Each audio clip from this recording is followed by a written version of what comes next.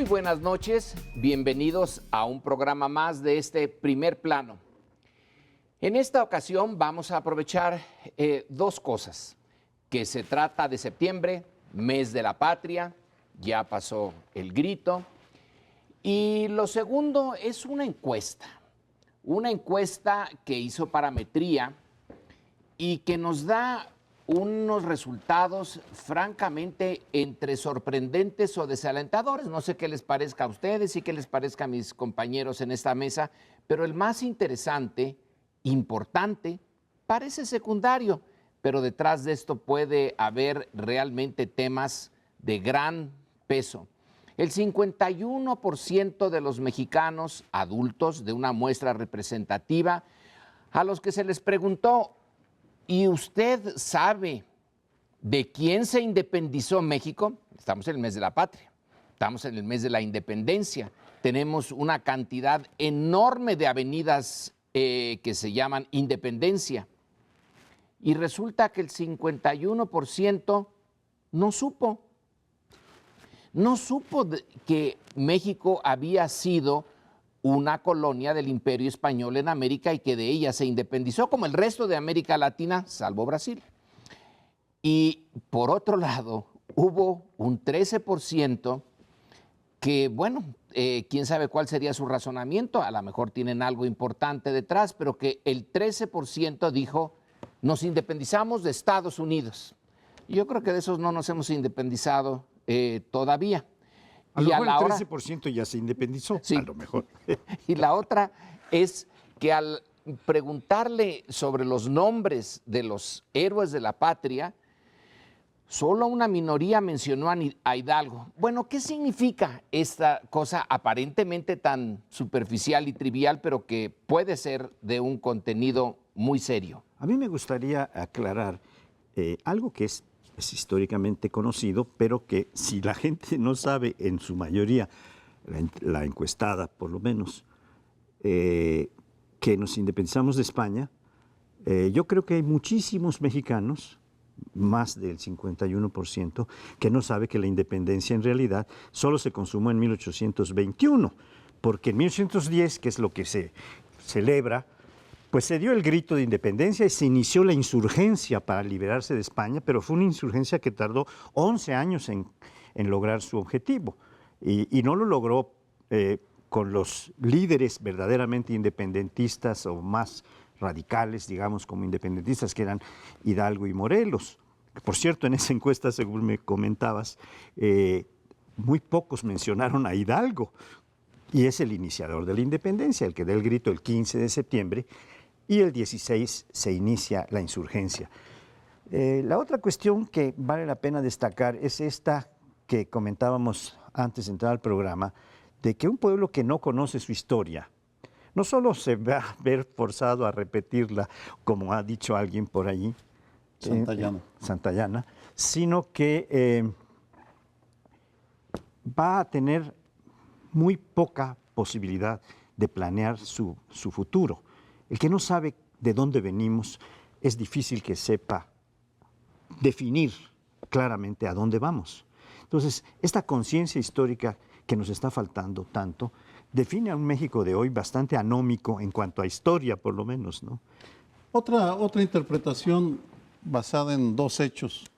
El primero es la paupérrima educación que en lo general están recibiendo los mexicanos desde hace muchos años. No voy a abundar en ello porque lo sabemos.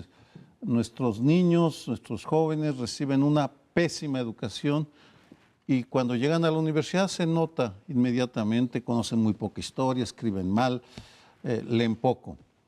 Lo segundo, pero ya en el tema de valores cívicos, que por cierto es una clase que fue barrida por la historia, el civismo, hay una confusión también en las élites políticas sobre el proyecto nacional, y tú lo has mencionado muchísimo, Lorenzo, de que carecemos de un proyecto nacional y que incluso las élites carecen de un proyecto de nación frente al exterior y frente al mundo.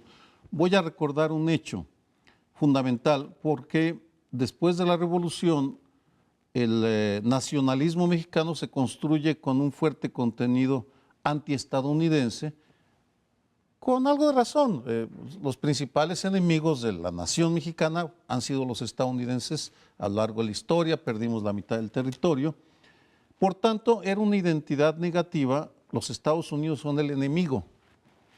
En 1990, Carlos Salinas decide cambiar de raíz la ecuación y dice, no son enemigos, no es malo, es bueno, lo mejor que le pudo pasar a México es ser vecino de Estados Unidos, porque quería negociar un tratado de libre comercio.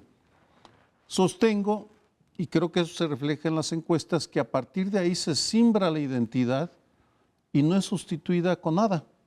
Simplemente se deja a que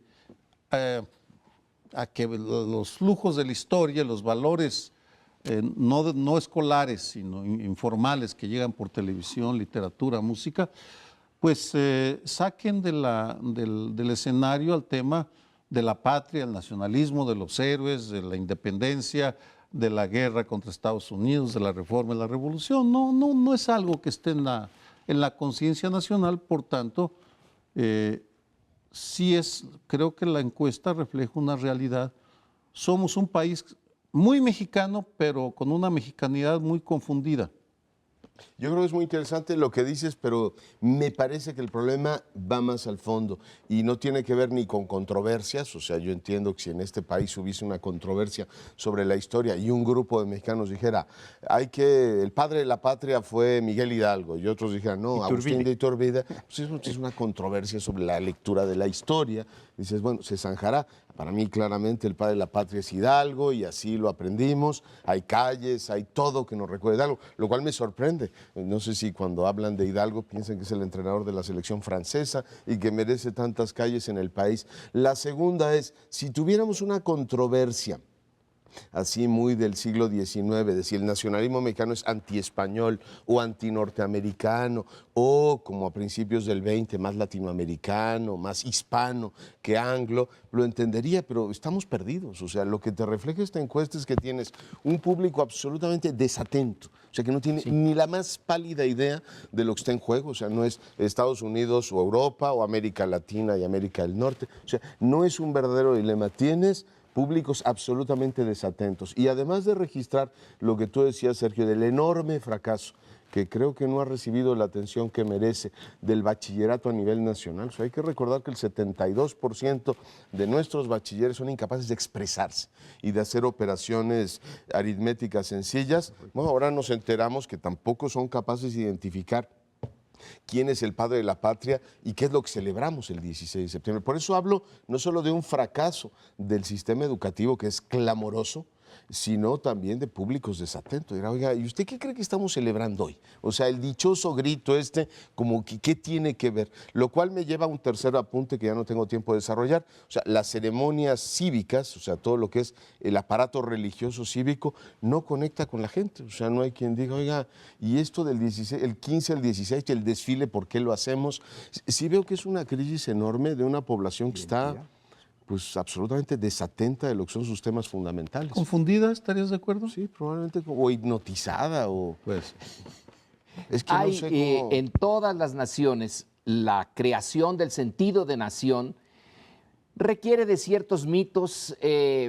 Normalmente las historias que el grueso de la sociedad asimila, aprende y con las que se identifican, tienen muchas cosas dudosas, algunas de ellas falsas, pero las interpretaciones, sobre todo las interpretaciones, pueden ser sometidas por el historiador profesional a juicio y encontrar que fallan en todas partes. Pero no importa, hay una necesidad de un origen común. Venimos de un esfuerzo por hacer una nación y ese esfuerzo se inició y con mucha sangre, porque fue muy violenta la lucha de independencia, sobre todo en sus inicios. Fue una lucha de clases, fue una lucha de castas, fue una lucha entre novohispanos, indígenas, mestizos, contra criollos y españoles, que fue la más dura de América Latina en sus inicios. Y ahora resulta que también Parametría pregunta, oiga usted, ¿y estuvo bien que nos independizáramos de España? y un veintitantos por ciento dice no, no, estaríamos mejor si volvemos a ser españoles. Pues ¿en dónde estamos? ¿En qué se gastó toda esa energía de crear el mito?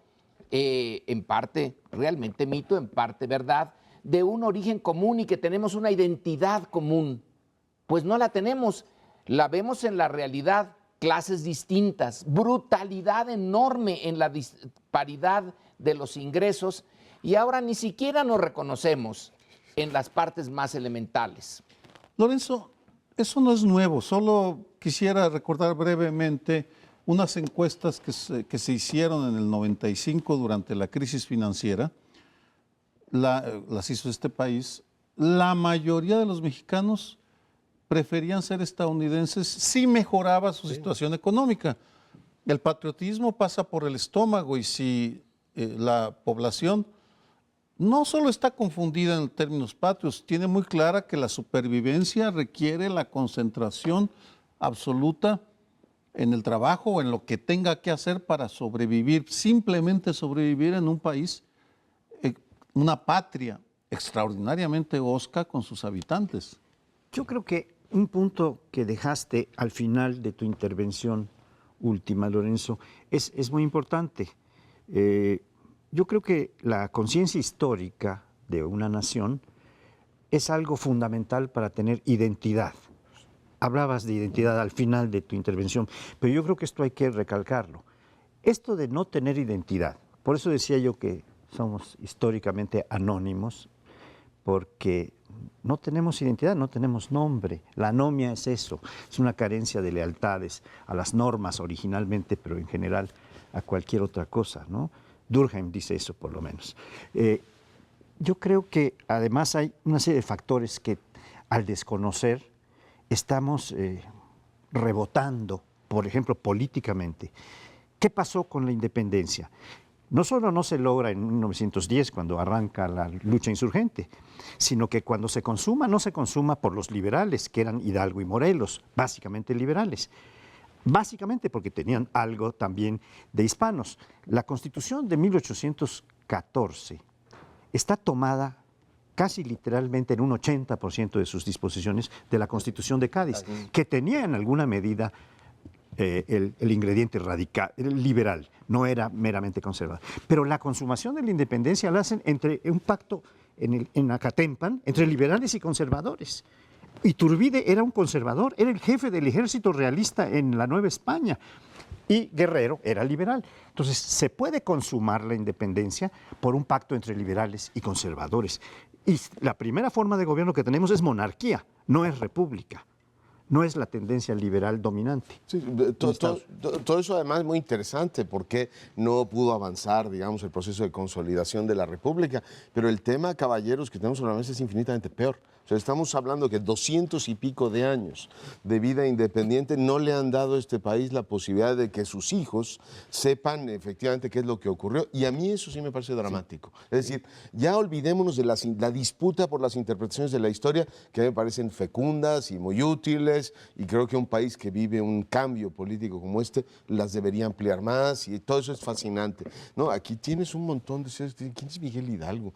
¿Quién es el señor Morelos? O sea, estás hablando de una calidad y de una ciudadanía verdaderamente atroz. Y subrayo, no solamente es un fracaso clamoroso en un sistema educativo, todo el sistema de representación de la religión cívica, de los medios de comunicación, diciendo, bueno, ¿y en qué se fija esta gente? O sea, ¿en qué están, o sea, qué captura la atención de esa gente que va perdiendo la casta? A mí no me sorprende por ello que buena parte de la gente que va al registro civil ahora le pone a sus hijos nombres que no tienen nada que ver con su tradición, que no tienen nada que ver con el entorno de socialización que han tenido y optan por nombres de telenovelas y en inglés, etcétera. Es decir, un país que va perdiendo casta, perdón que lo diga así. Me parece muy bien, estoy absolutamente de acuerdo contigo en este final, pero ya nos tenemos que ir. Hay para muchísimo más, pero corte y volvemos.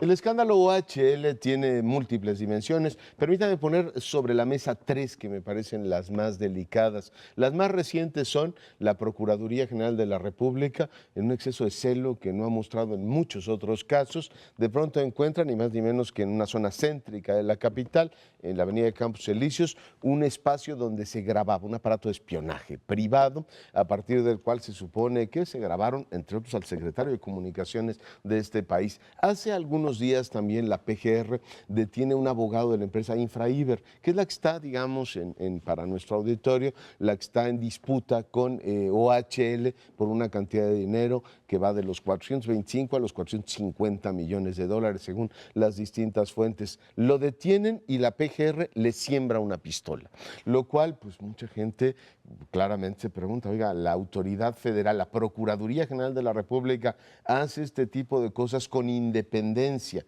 es decir, sin una lógica política determinada o no, claramente ahí tiene un expediente que no ha logrado resolver. Pero, ¿cuál es el otro gran tema? Ya me dedicaré solamente a dos por brevedad del tiempo. OHL ha sido expuesta ante la opinión pública como una empresa que recibió beneficios directos del gobierno del Estado de México, es la parte, digamos, más comprometedora, y en la última entrega de audios, dicen, ilegalmente registrados y, bueno, publicados finalmente, el secretario de Comunicaciones habla directamente, si el gobierno de la República, de cómo vas a sacar del juego, además usa palabras altisonantes que ahora mismo no puedo repetir, a Infraiber. Bueno, por un lado tienes este debate entre dos empresas que están incrustadas en un título de concesión que dio la autoridad mexiquense, y por otro lado un gobierno que está metido, al parecer, hasta la cintura, por lo menos, en este escándalo. ¿Cómo lo ven? Creo que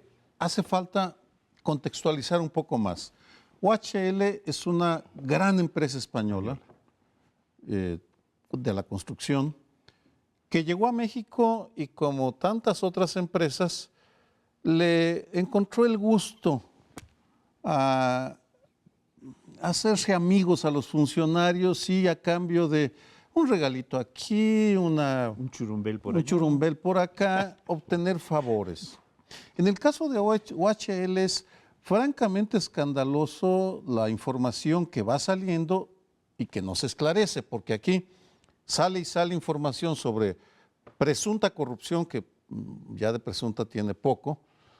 El caso es que esta empresa OHL construyó varias carreteras en el Estado de México, en el Distrito Federal, parte de la Supervía, y cobró muchísimo, y además, al parecer, infla el número de la gente que usa sus carreteras de cuota, no solo para beneficiarse, sino para cobrarle más al Estado de México. Es decir, estamos ante la posible evidencia de una corrupción a los niveles más extremos que se puedan imaginar, y el problema de fondo es que está ligado a políticos del Estado de México muy cercanos al presidente de la República.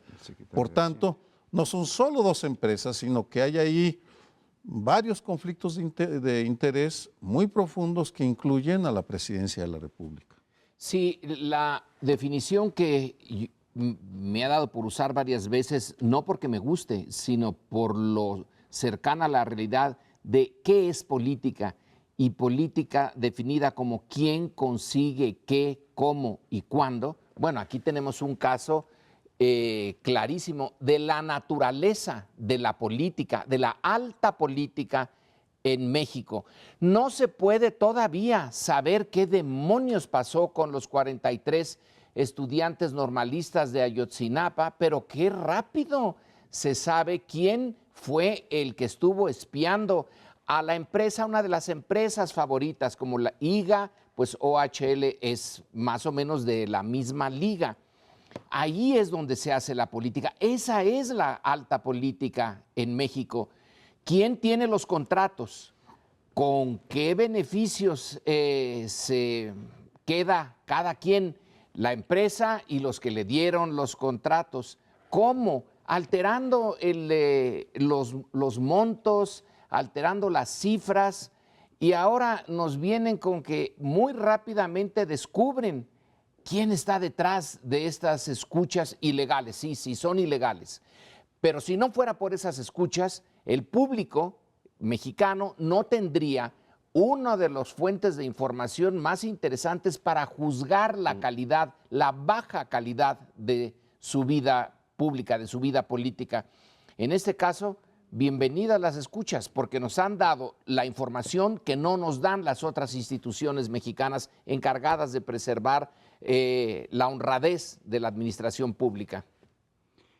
Bueno, yo creo que vale la pena continuar esta contextualización que iniciaba Sergio, porque en España esta empresa, OHL, está en graves problemas por corrupción, en severos juicios que le han armado, y es una empresa que en España y después en donde se pare por lo visto, porque cuando se para en México, lo que se ha dedicado es a corromper funcionarios, no solo a establecer puentes de amistad, como decías muy eufemísticamente, pero o sea, a corromper.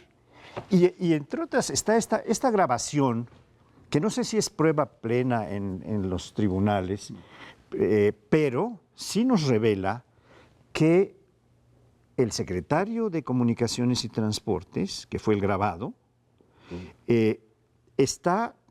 no está teniendo conflicto de intereses, sino que presuntamente está teniendo tráfico de influencias. Presuntamente, me parece. Habría que estudiarlo bien, pero así de primer bote, de bote pronto, creo yo que es tráfico de influencias, porque ¿cómo hacemos que estos tarugos se nos vayan, ¿no? Dice que cómo sacar a estos de la jugada, es decir, a lo de Iber, ¿no? Iber.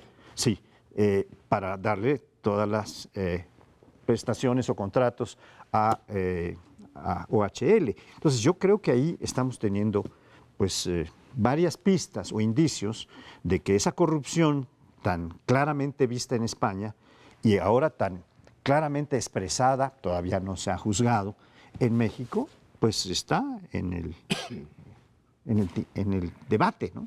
Para mí hay dos cosas muy, muy delicadas. Una, con independencia de la nacionalidad original de la empresa, el tema pues, más claro es que en México la edificación de infraestructura y todo lo que tiene que ver con obras públicas está completamente contaminado. Es decir, no hay, digamos, evidencia que decir, es que estos señores, como vinieron de España con estas prácticas en este país prístino y transparente, de pronto nos contaminaron, ¿no? Es decir, ado fueres, haz lo que vieres, dijeron, si en México se procede así, y vaya que lo hicieron de maravilla. Hemos oído cómo corrompen jueces, cómo le dicen a un funcionario del Estado de México, estamos en el mejor momento, ya nos autorizaste a estar cobrando la tarifa del 2030, y uno se pregunta, es un problema que unos españoles malísimos vinieron a engañar a un funcionario mexicano buenísimo que tutela el interés público. No, claramente él se beneficiaba, hemos visto los regalos, vacaciones, etcétera, y nadie defiende el interés público. Segundo punto, esta es una historia que no tiene gloria. O sea, si tú ves lo que OHL dice de InfraIber, no es una disputa entre un señor muy bueno que está impugnando la concesión a OHL. No, es una empresa que se fundó unos días antes de que dieran la concesión, ese es InfraIber, con un capital de 50,000 pesos, y de pronto una autoridad del Estado de México le dice, tú vas a tener el contrato de la autopista y tú vas a cobrar por el paso. Llega otra autoridad y dice, tú ya no vas a cobrar 25 centavos, ahora vas a cobrar 50. Y llega la misma autoridad y dice, ahora ya no le pagues, que ese es el debate interno. Es decir, no es un asunto entre unos señores buenísimos y otros malísimos. Ahí no hay gloria. Lo interesante y dramático es que estos señores de InfraIber que dicen, a mí no me has pagado la parte que me toca, que está establecida en el título de concesión que la autoridad del Estado de México nos dio, dice, pues yo te voy a chantajear por donde pueda. Y ha estado chantajeando. Siembran pistolas. O sea, con digamos, llamadas telefónicas, primero a los del Estado de México, y cayeron varios, el secretario de Comunicaciones, y ahora van en el secretario de Comunicación pidiendo una audiencia al presidente. O sea, ha llegado a ese nivel. Yo creo que hay algo roto en la élite que ha gobernado el Estado de México, y esto explica esta bronca, más la utilización, perdón que retome esto, pero del poder del Estado para favorecer a uno de los contendientes, ¿no? Carecemos desafortunadamente de una buena sociología y antropología de la corrupción.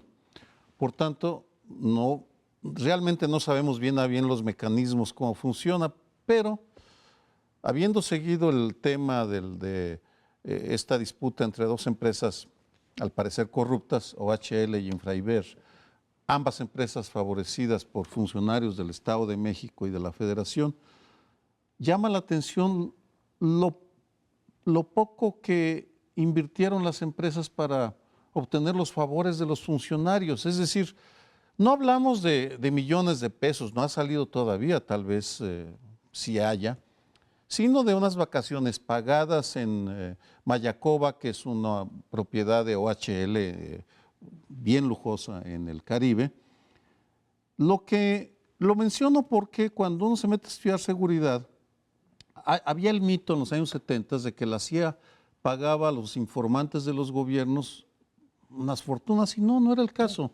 Pagaba bicocas, por ejemplo, a los presidentes de México que estuvieron en la nómina de la CIA, Adolfo López Mateos, Gustavo Díaz Ordaz, Luis Echeverría, pues les daba una cantidad al mes simplemente pues para cubrir el expediente o para tenerlos agarrados. Me pregunto, ¿qué no será que les cultivan la vanidad o cuáles serán los mecanismos? Realmente no lo entiendo, por eso me parece que la Secretaría de la Función Pública son unos inútiles porque pues al menos deberían estar produciendo manuales sobre la antropología de los corruptos mexicanos para poder categorizarlos y decir, bueno, el secretario de Transporte, Obra Pública del Estado de México es categoría AAA o es una categoría C o qué, ¿en qué nivel estamos hablando? Yo no diría que son unos inútiles los de la Secretaría de la Función Pública, son muy útiles. Están hechos como una primera trinchera para defender cosas como OHL y Infraiber. Decías tú, Sergio, no tenían mucho dinero. Tú dijiste, esta empresa se creó con 50,000 pesos y ahora tiene millones. Esta historia es muy vieja, no hay tiempo para ahondar en ella. Pero, por ejemplo, los ferrocarriles en la época de don Porfirio, en realidad no trajeron dinero. Se les dio la concesión, traían algo de tecnología. El dinero lo sacaron de aquí mismo. No vinieron capitales. México paga a esos desde hace mucho tiempo. Es nuestro dinero lo que crea esas empresas y no esas empresas las que crean la modernidad de México. Sí, y supongo que parte del problema que tenemos de crecimiento económico es que buena parte de esas empresas que llegan, igual que las mineras, igual que muchas otras, llegan a aprovechar concesiones que el Estado da y a partir de ahí se desarrollan negocios, pero no llegan necesariamente ni con nueva tecnología, ni con nuevos procedimientos, ni apuestan por la innovación, sino eso, a seguir succionando del presupuesto público las concesiones o las relaciones. Hacemos una brevísima pausa, estamos de regreso en un instante. El día de hoy voy a empezar a corregir públicamente mi opinión de Miguel Ángel Mancera, el jefe de gobierno de la Ciudad de México. Bueno, al menos por ahora, porque la semana pasada vivimos una conversión extraordinaria. Durante los primeros 3 años de su gobierno, Mancera favoreció todo lo que pudo, al igual que Ebrard, por cierto, a las constructoras y que saquearon la ciudad, hicieron lo que les dio en gana, provocando la irritación ciudadana en muchas colonias, muchos barrios de esta capital.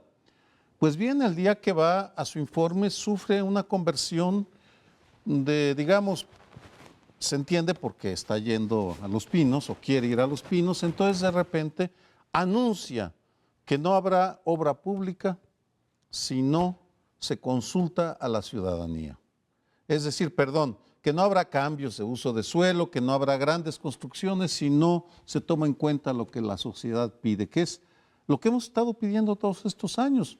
No que la ciudad no crezca, pero que no crezca por la corrupción. Vamos, en pocas palabras.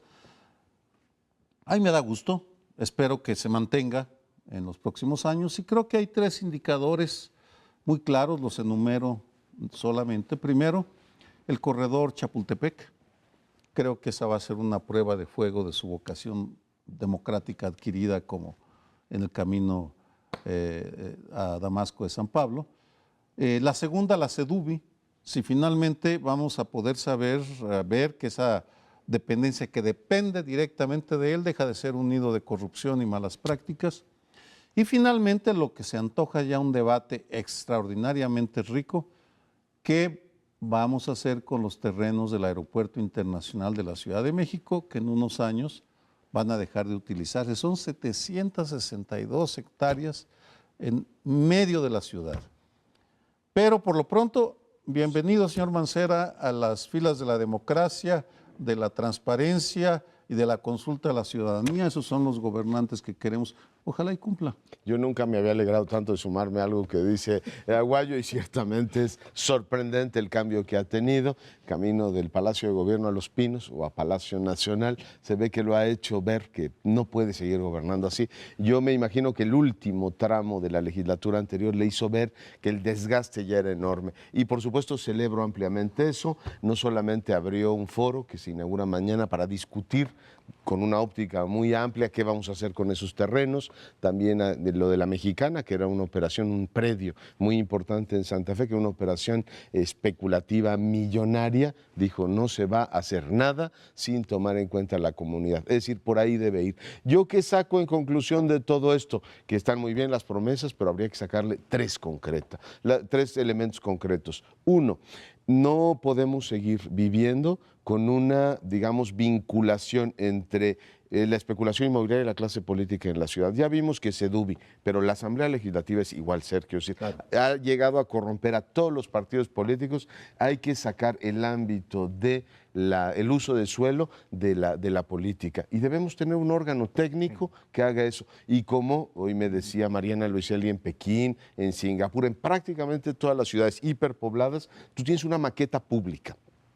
Ahí no es un asunto de derechas, izquierdas, panistas, una maqueta pública donde dicen, a ver, aquí estos terrenos son para tal propósito, estos no se pueden usar para tal o cual, y no es un asunto de interpretaciones, es público, es un compromiso de la ciudad que es más técnico que político, porque pues dependemos del agua, dependemos de un montón de cosas. Yo espero que eso lo saquemos. Creo que le urge más a esta ciudad que la contaminación. Y la otra, pues ojalá en el futuro, si hay verdadera voluntad de redimirse, que haya una comisión independiente que investigue el vínculo histórico que ha habido entre la clase política y los desarrolladores inmobiliarios en esta ciudad, y que sepamos hasta qué punto teníamos autoridades capturadas y un sistema político capturado, porque no solo la televisión es poder fáctico, también estos señores demostraron que en la ciudad ellos podían ejercer su gobierno de esa manera. Bueno, está usted haciendo su lista para Santa Claus, sí, los Reyes, para los Reyes. Usted quiere no solamente que haya, ahora sí, una consulta, sino que además le digan qué pasó antes, sí, que echen vistazo hacia atrás, al presente y al futuro. Puestos a pedir, Lorenzo. Bueno, yo aquí añadiría algo de escepticismo. Está bien, como lo anuncia Sergio y como tú lo tomas, que la consulta a la ciudadanía. Ahora, ¿quién es la ciudadanía? A mí que me digan exactamente cómo se define a los que van a ser consultados. El ciudadano es todo el distrito, los adultos del Distrito Federal somos millones, nos van a consultar o van a consultar a representantes de esos ciudadanos. Y ahí ya Rousseau lo había dicho perfectamente, la representación es la contaminación de la voluntad popular o de la voluntad general. Pues es la popular también. Si nosotros escudriñamos más, ¿a quién se va a consultar? Y ahí puede venir otra vez, puede ser visto muy bien en el discurso y en la práctica. Otra vez vuelvo a mi definición de política. ¿Quién consigue? ¿Quién consigue la representación ciudadana? ¿Para qué y cómo? Hasta que sepamos eso, está bien alegrarnos de la entrada. Parece una entrada triunfal, así como de Aída. Esto, qué bien, una marcha triunfal. Con elefantes. Bueno. Pero vamos a ver quiénes son esos ciudadanos consultados. Y la otra, consultar también sobre el nuevo aeropuerto, no solamente sobre el uso del antiguo. Pero claro, eso cae en el Estado de México, si mal no recuerdo, y Atenco nos trae recuerdos sobre consultas. No, pero yendo a este punto de la consulta para el nuevo aeropuerto que está en curso,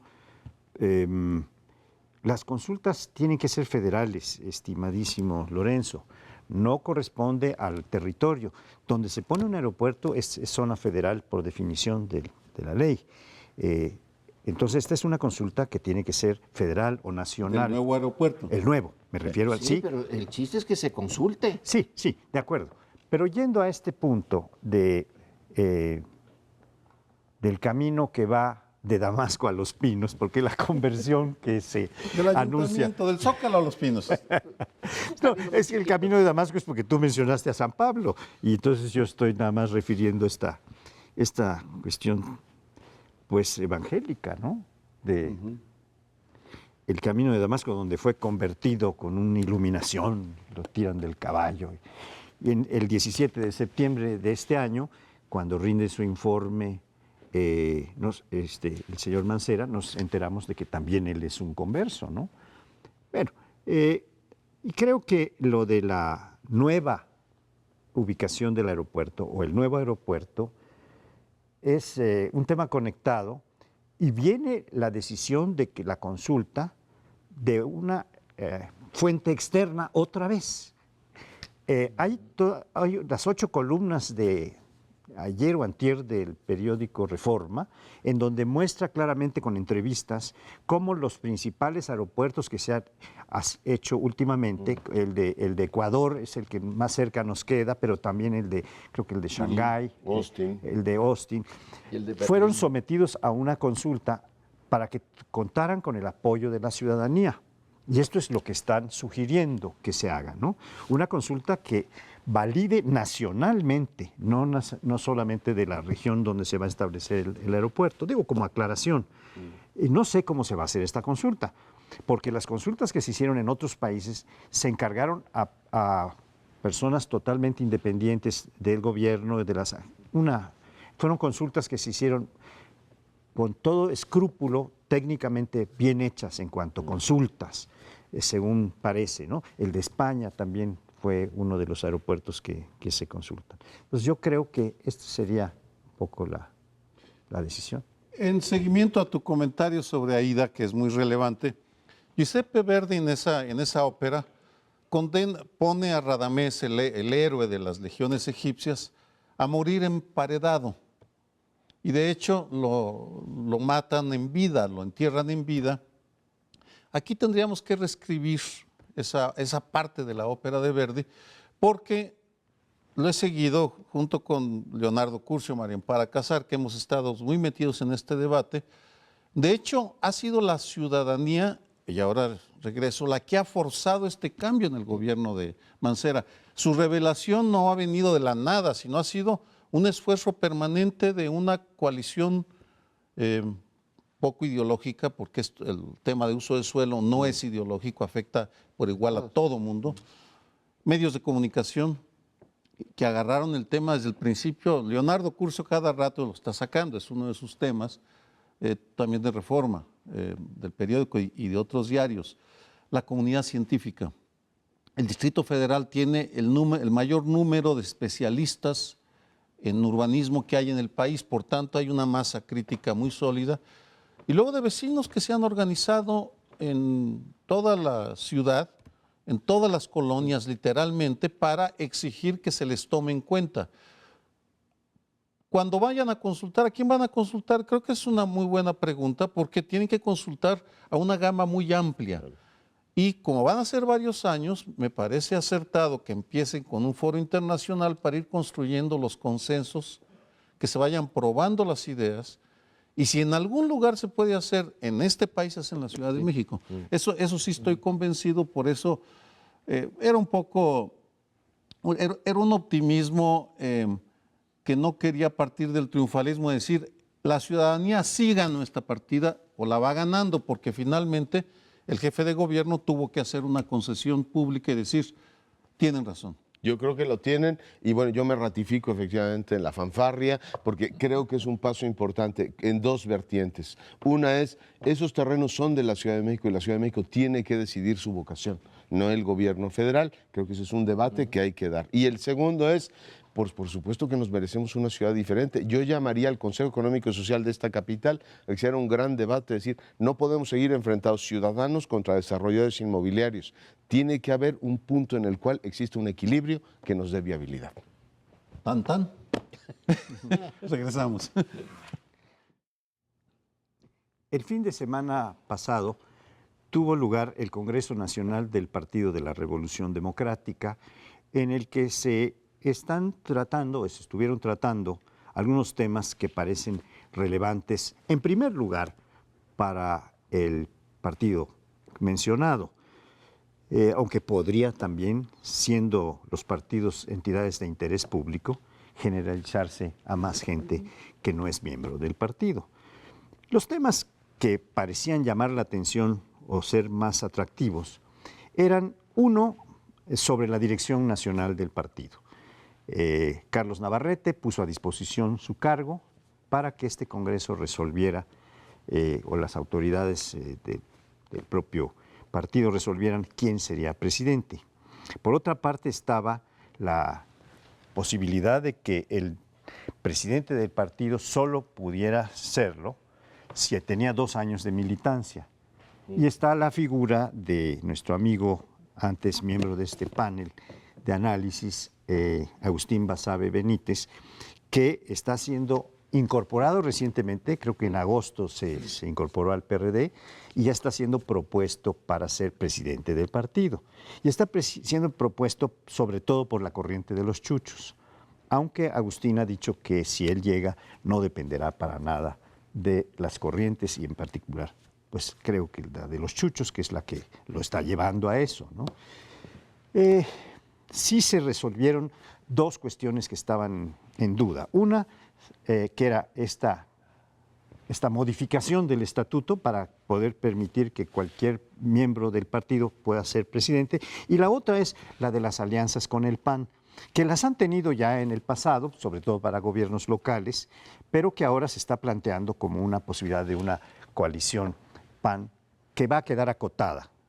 PAN-PRD siempre ha estado acotada. No se han hecho coaliciones en todos lados, sino que han sido algunas muy específicas. En 2010 se hicieron 3 muy características, ¿verdad?, que dieron lugar a triunfos en los estados de Sinaloa, Puebla y Oaxaca. Pero este es el tema que se trató centralmente en este Congreso Nacional y está para que ustedes lo comenten. Te faltó decir algo que me parece fundamental y que muestra para mí que el PRD está teniendo un éxito notable en autodestruirse. No se acabó con las tribus. Siguen las tribus como forma de organización del partido, los chuchos, Nueva Izquierda, ADN, en fin, la Izquierda Democrática de René Bejarano. Y tampoco el PRD en ese Congreso esclareció el papel que jugó ese partido, esa corriente de Nueva Izquierda, en el nombramiento de José Luis Abarca como el presidente municipal de Iguala, Guerrero. Yo les recomiendo al auditorio buscar un informe extraordinario de Pablo Gómez y otros 2 militantes del PRD sobre los acontecimientos de Iguala, lo entregó en mayo, y es el único documento en el cual aparecen declaraciones de José Luis Abarca, que está preso. Por razones que no explican, los dejan entrar. Y José Luis Abarca explica ahí la manera como llega. Es para sentarse a llorar en una banqueta desconsolado, a moco abierto, porque el señor llegó porque donó 5,000 camisetas, 10,000 cachuchas, porque él puso dinero a los partidos y logró el afecto de alguien. Y hay una parte de ese informe que ilustra muy bien el drama de esa izquierda. Hablan del programa, ¿y cuál era el programa de Abarca? Y uno de los PROM, de los políticos perreístas de Guerrero, dice, programa, en este partido nadie presenta programas, ¿qué te pasa? Barca puso dinero, puso cachuchas. Es decir, me parece que en tanto el PRD no asuma que sus métodos para elegir candidatos están permeados de un pragmatismo pueril, de baratijas, no van a reformarse, y lo trágico es que ese partido sea el heredero de las víctimas de Tlatelolco. Esas víctimas de Tlatelolco terminaron siendo cómplices de la violencia criminal de Ayotzinapa, de Iguala, con los normalistas de Ayotzinapa, cuyo primer aniversario se celebra el próximo sábado.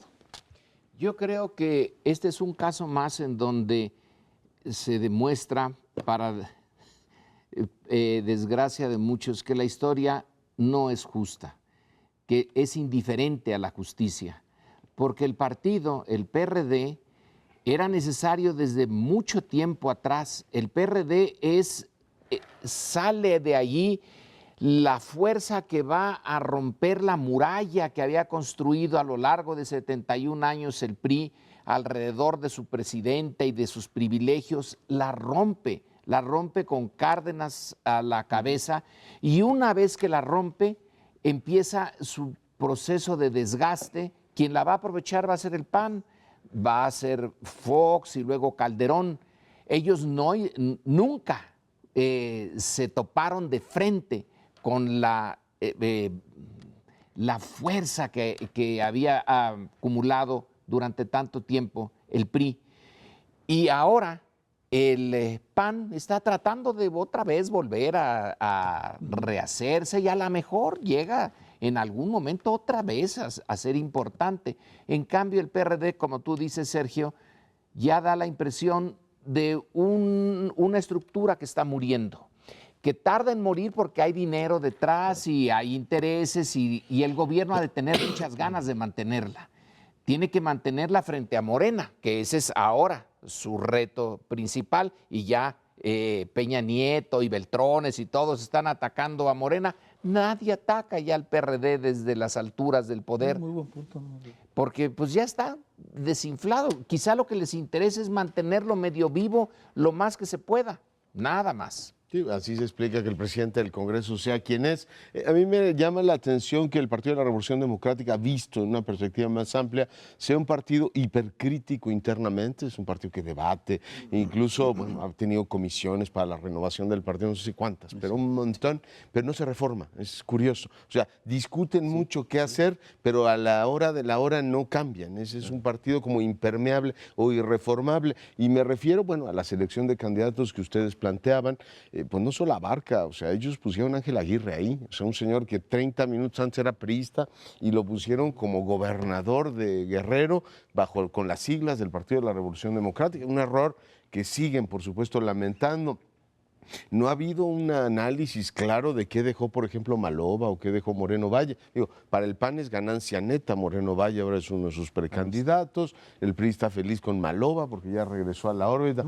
¿Qué le dejó a la izquierda? Un Gabino Cue que estuvo más cerca de otro partido, es decir, globalmente tú dirás, esas alianzas que ratificaron el domingo, ¿qué le dejaron a la izquierda en términos generales? ¿O qué le dejaron al país en términos institucionales? Es decir, oiga, viva la patria, aunque yo perezca, podría decir el PRD, pero en este caso ni el país es mucho mejor con ellos y el partido pierde. No han tenido una autocrítica seria sobre cómo han gobernado la ciudad, cómo están gobernando Morelos, cómo están gobernando Tabasco. Buena parte de esta reconversión que celebrábamos, Sergio, que está muy bien, yo lo hacía, se debe a la presencia de Morena en la Asamblea. Ya llegó y les dijo, no les aprobamos, o sea, se acabó la diversión. El que llegara una oposición al DF fue muy benéfico. No les vamos a aprobar todas sus maniobras especulativas, ¿te acuerdas? Al agotarse la legislatura anterior, le digo, en cuanto entremos no las vamos a aprobar. Entonces dijeron, oye, haz de necesidad virtud, vamos a ponernos como políticos virtuosos porque estos ya tienen mayoría en la Asamblea. Y lo segundo es, durante años no quisieron recortar la Asamblea. Oye, 2,000 millones de pesos cuesta ese órgano, ya lo platicábamos. Y tuvo que llegar una oposición que los confronta para decir, tienen razón estos señores. O sea, no es posible que vayamos por la vida diciendo que somos austeros y en donde gobernamos nosotros tienes una casta que literalmente controla las delegaciones y que reprodujo durante tantos años eso. Y finalmente, termino, no puede ser que todos los que han sido jefes de gobierno de esta ciudad y que fueron jefes de gobierno por tu partido, hoy estén en otras opciones políticas. Algo está rematadamente mal ahí. Y decir, ¿cómo? No están como Cárdenas, que no está. Cárdenas, Rosario Robles, Alejandro Encinas, López Obrador, Marcelo Ebrard, el que tú quieras. Bien, yo creo que hay alguna cuestión que puede ser interesante de considerar, porque uno de los acuerdos a los que llegó el Congreso fue que ningún dirigente de Corrientes puede ser aspirante o titular de los órganos de dirección nacional. Esto es una crítica o una autocrítica a los chuchos, porque los chuchos son una corriente, la corriente fundamental, y ahora queda prohibido eso y la reelección. Y la otra cosa que yo quisiera decir, aunque sea en los últimos minutos, es que lo que están ustedes haciendo es plantearle pues un escenario terrible a nuestro querido amigo Agustín Basabe. Se está metiendo, pues no en camisa de 11 varas, sino de 11,000, como las vírgenes, 11,000 varas. Y bueno, pues le deseamos lo mejor, aunque no tenemos una gran expectativa de reforma de ese partido. En fin, nos vamos hasta la semana entrante, en donde le pedimos que nos vuelva a ver.